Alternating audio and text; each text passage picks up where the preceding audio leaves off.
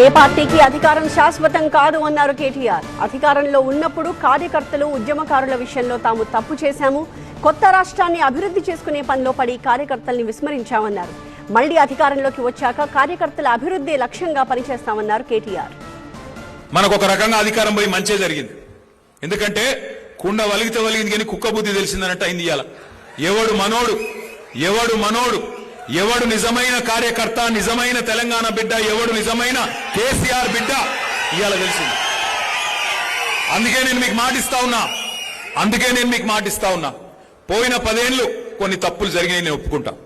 కార్యకర్తలు ఉద్యమకారుల విషయంలో మనం ప్రభుత్వంలో పడి నీళ్లు ఇయ్యాలి, కరెంట్ ఇయ్యాలి, మనం తెలంగాణను పట్టాలెక్కియాలి, నెంబర్ 1 చేయాలి, అదే ఆగంలో ఉడికినాం. వచ్చే 5 ఏళ్ళు అట్లుండదు. వచ్చే 5 ఏళ్లు కార్యకర్తల అభివృద్ధి లక్ష్యంగా, కార్యకర్తలను మంచిగా చూసుకోవడమే లక్ష్యంగా పనిచేస్తాం. ఇదేదో మీ సప్పట్ల కోసం ఇంకో దానికోసం నేను చెప్తలేను.